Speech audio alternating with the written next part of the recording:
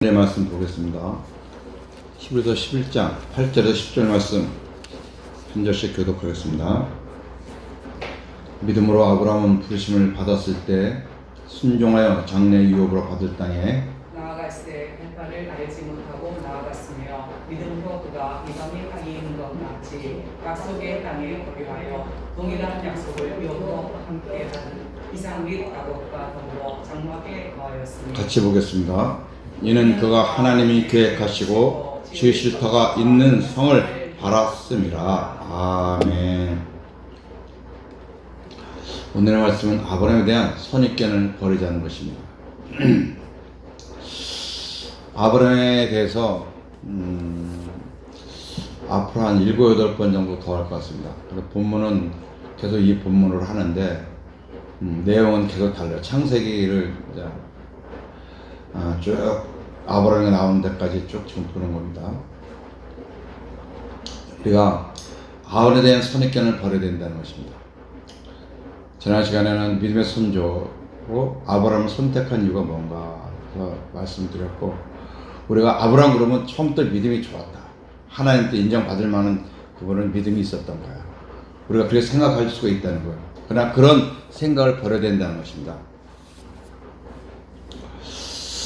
아브라함 처음부터 온전한 믿음을 소유한 자가 아니었다는 것입니다. 우리가 생각하기에는 좋은 믿음의 바탕이 있었던 사람 같지만 그렇지 않다는 것입니다. 우리가 알고 있는 아브라함은 한참 뒤에 가야 만날 수가 있습니다. 그게 믿음의 사람으로 바뀌는 것으로 우리가 나중에 알 수가 있죠.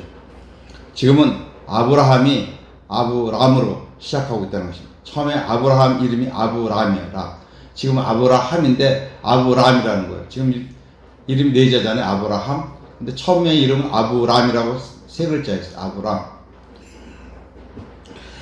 아브람으로 시작하고 있다는 것입니다. 그래서 저는 많은 사람들은 아브라함을 처음부터 온전한 믿음의 소유라고 과대평가하고 있는데 전혀 그렇지 않다는 것입니다. 어느 누구도 믿음의 시작은 제로로부터 시작한다는 것입니다. 어떤 사람 처음부터 그냥 완전한 100으로 시작된 사람은 아무도 없다는 거예요. 처음부터 제로야. 아무것도 없는 것부터 시작하는 거예요. 차츰차츰 믿음이 성장, 믿음이 얼마나 빨리 성장하느냐 그 속도는 다를지는 몰라도 처음부터 하나님께서 넌 50이야 확 주지 않는다는 거예요.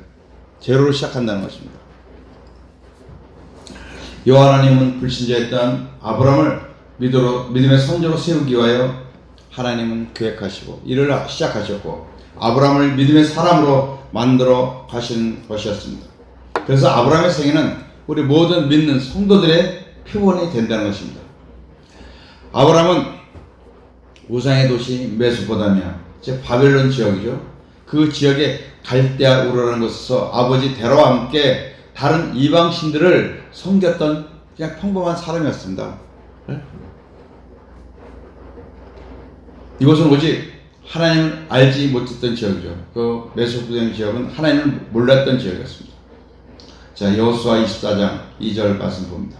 여호수아가 모든 백성에게 이르되 이스라엘의 하나님 여호와께서 이같이 말씀하시기를 옛적에 너희 조상들 곧 아브라함의 아버지 나홀의 아버지 데라가 강 저쪽에 거주하여 다른 신들을 섬겼으나. 아멘. 여호수아가 24장까지 있잖아요. 여호수아가 24장 마지막에 지금 뭐예요? 유언하는 거, 유언이요. 마지막에 백성들에게, 이스라엘 백성들 쫙 모아놓고 유언적인 말씀을 전하고 있는 거예요. 모든 백성이 이르되 이스라엘 하나님 여호와께서 이같이 말씀하셨다.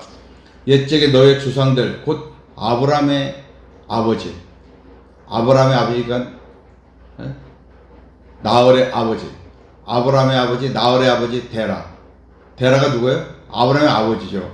나홀은 누구예요?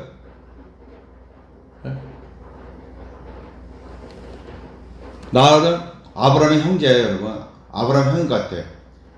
나홀의 아버지 데라가 강 저쪽에 거주하여 다른 신들을 섬겼으니.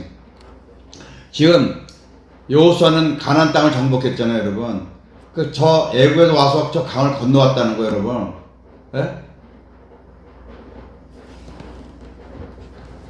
근데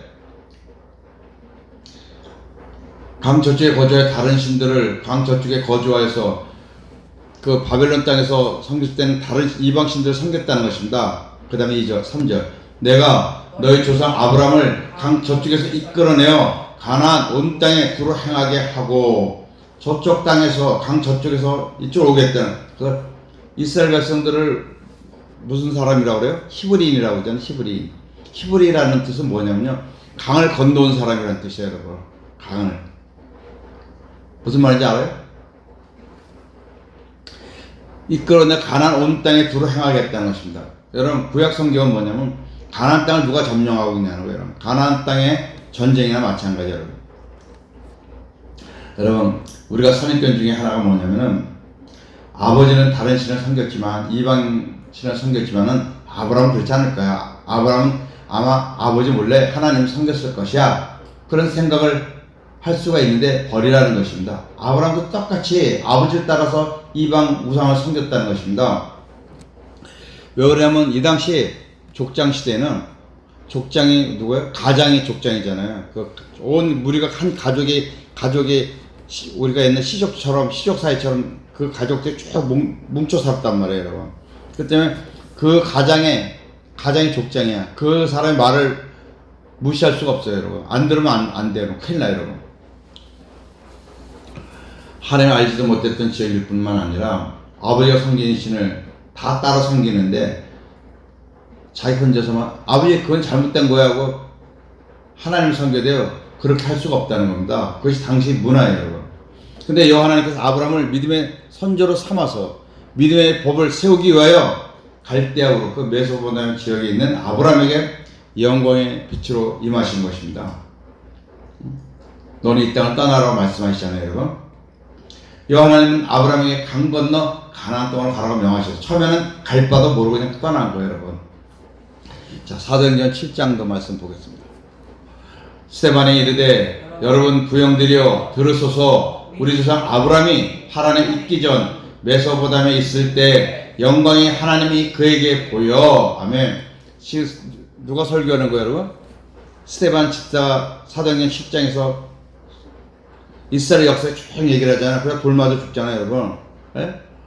여러분 들어보라는 거예요. 우리 조 아브라함이 하란에 있기 전 메소포타미아 갈대아우르에 있을 때 영광의 하나님이 그에게 보여서 뭐라고 말씀하셔? 이르시되 네 고향과 네 친척을 떠나 네 부모를 다 떠나라는 거예요, 여러분. 그 친척 모든을 떠나 내가 네게 보일 땅으로 가라 하시니 아브라함이 갈대아 사람의 땅을 떠나 하란에 거하다가 그의 아버지가 죽음에 하나님 그를 거기서 너희 지금 사는 이 땅으로 옮기셨느라. 아브라함이 하나님의 말씀을 따라 아버지를 어떻게 해서 설득해가지고 이제 떠나게 됐어요. 아버지가 데려가 한참 가서 힘드니까 야 여기도 쉬자. 하란에서 머무르는 거예요, 여러분. 그리고 안 떠나려고 그래.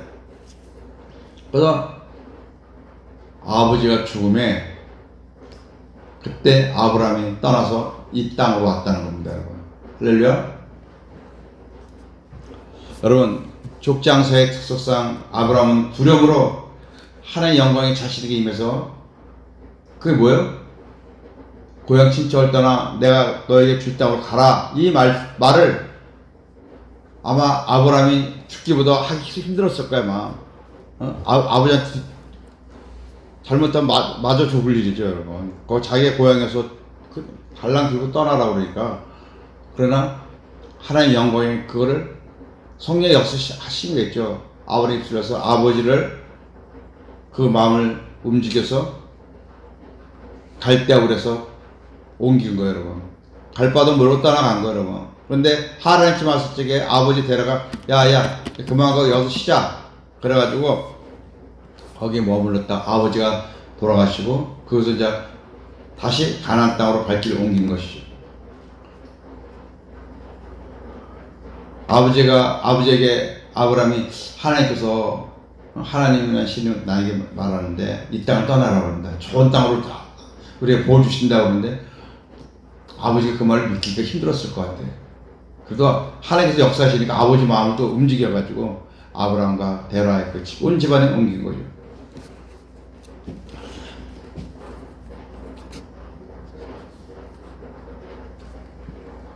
하나님은 아브라함을 통해서 이렇게 역사하시기 시작했습니다.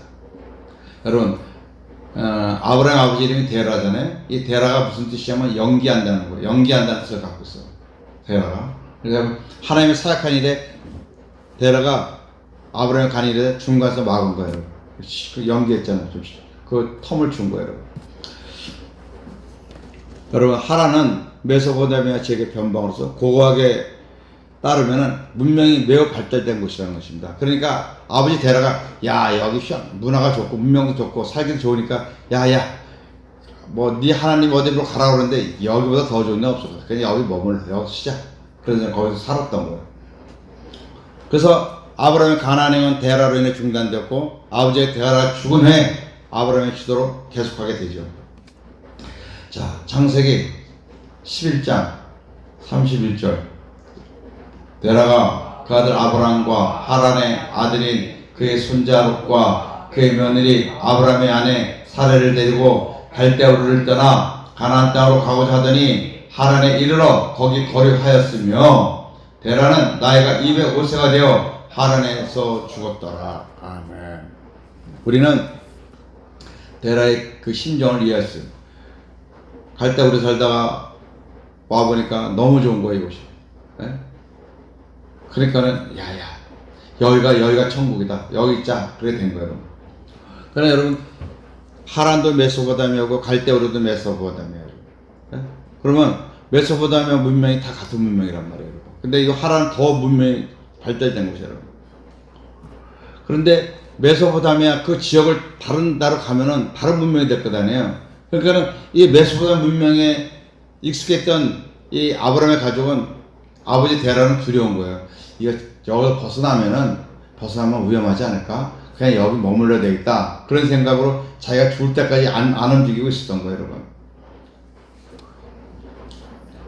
그러니까 자기가 살았던 그 문명에 자기 몸에 익숙했던 그 지역을 벗어나기 힘든 것이 당연한 일이죠. 온 가족을 책임지는 가장이잖아요, 족장이니까.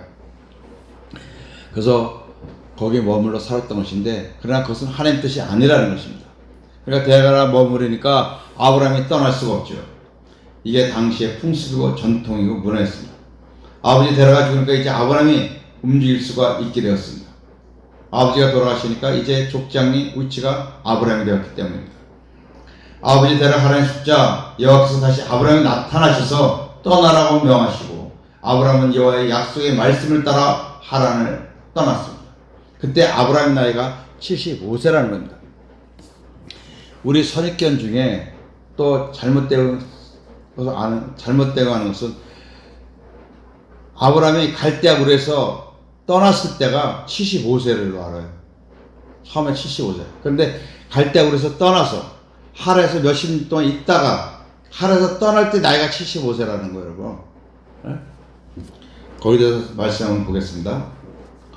여러분, 갈대아우르에서 떠날 때 나이는 확실히 잘 모른다는 것입니다.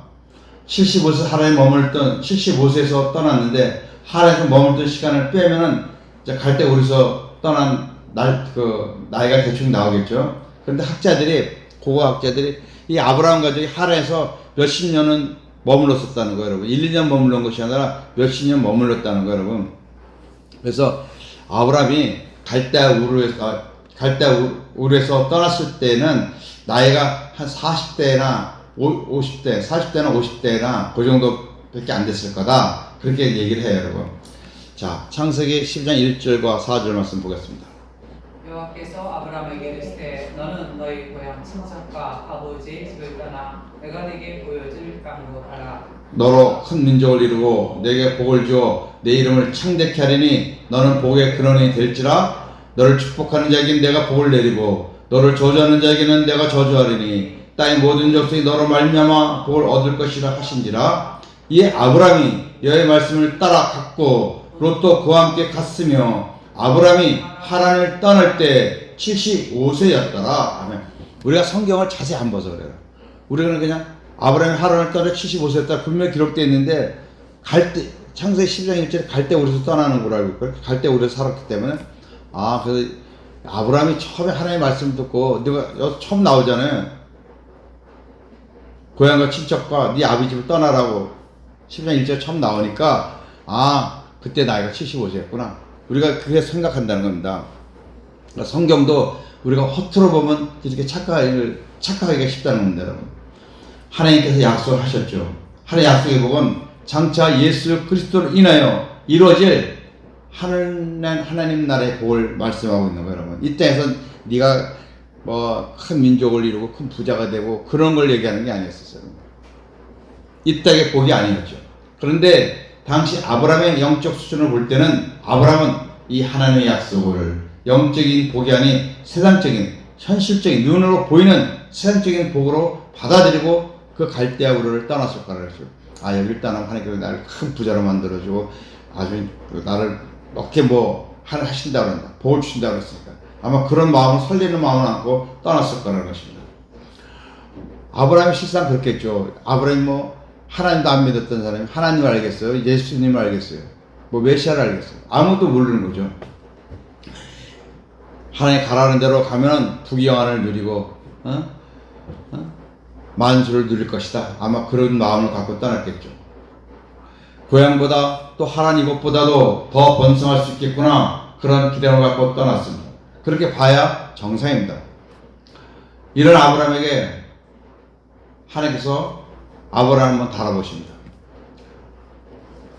창세기 10장 10절 이하에서 말씀해 보면은 여기서 아브라함의 그 당시 영적 수준을 우리가 잘 알 수가 있는데 아브라함의 믿음이 없다는 걸 알 수가 있습니다.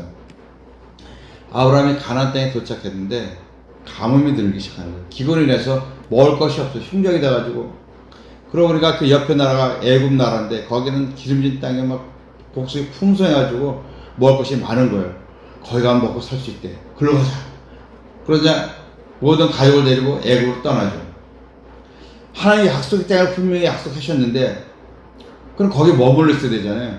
믿음의 사람. 근데 아브라함의 믿음의 수준은 그렇게 온전한 믿음이 아니라는 거예요. 아마 우리 같으면 정수를 권사님 같으면 너 그 땅으로 가라 그러면 잠시 먹을 것이 없고 딱거리가 없어도 하나님이 여기서 약속한 땅으로 가라고 그랬는데 주여 믿습니다 하고 아마 기도하고 예배드리면서 우리 같으면 아마 머물렀을 거라는 것입니다. 그러나 아브라함은 거의 이제 초시자 같은 믿음이니까 아우 먹을 수 없으니까 저쪽 가면 더 좋은 데 있다는데 좋은 환경으로 가야 되겠다. 가는 거예요, 여러분. 눈에 보이는 거니까 눈에 보이는 걸 따라간다는 것입니다. 그렇죠? 우리도 믿음이 없을 때는 문제가 있으면 눈에 보이는 걸 따라가잖아요, 여러분. 기도하는 것보다 뭐요? 먼저 우리가 육신적으로 손에 잡히는 거, 눈에 보이는 걸 쫓아가게 돼 있습니다, 여러분. 하람보다도 못하고 갈대우르도 못하는데 어떻게 여기서 살으라고? 아, 내가 잘못 왔구나 이거. 응? 그러고 하면 후회하면서 애굽으로 내려갔죠. 그냥 자기 먹고 살기 위해서 그냥 애굽으로 내려간 거예요, 여러분. 이 당시 아브라함의 영적 수준이 이 정도였다는 것입니다. 아브라함은 그 애굽에서 자기 생명을 지키고자 최고의 권위에 있는 애굽 왕 바로에게 자기 아내를 누구라고 그래? 누이라고 속이잖아요. 그 자기 아내를 바로 왕의 그 여인으로 내줘, 여러분. 네? 믿음의 조상이 이렇게 어리석었던 사람이 실수를 했다는 거 얼마나 그러나 하나님 이 사건을 통해서 아브라함을 책망하지 않으셨죠. 그렇죠? 너 아브라함은 너 왜 그런 거짓말을 해? 책망하지 않으셨어요. 오히려 바로와 그 집을 책망하시고 오히려 아브라함과 사라에게 많은 물질을 주어서 그걸 가지고 애굽에서 안전하게 벗어날 수 있도록 인도하여 주셨습니다.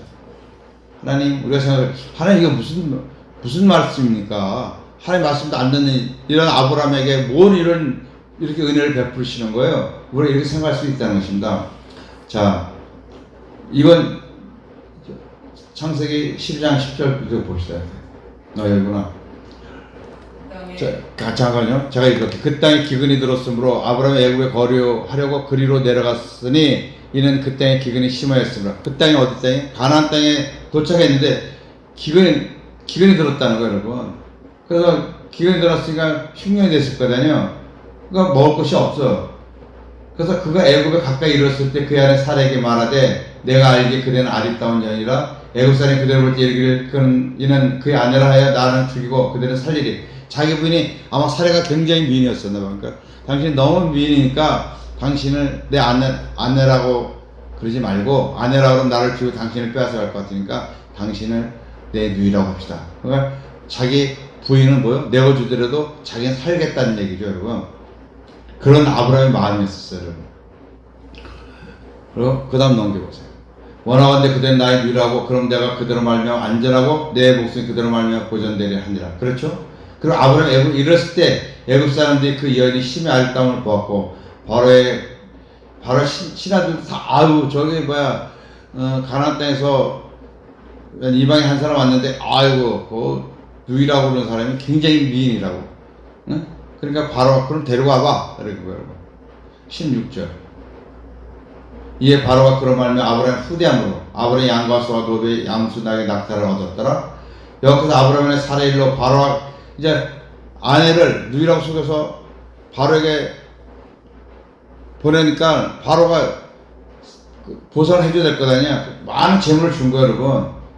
여기서 아브라함의 아내 사례일로 바로와 그 집에 큰 재앙을 내리십니다. 바로가 아브라함을 불러서 이르되 네가 어찌하여 나에게 이렇게 행하였느냐? 네가 어찌하여 그를 내 아내라고 내게 말하지 않았느냐? 큰 재앙을 내린 게 뭐였어요, 여러분? 바로의 뭐예요? 태를 막았잖아요, 여러분. 태를. 네?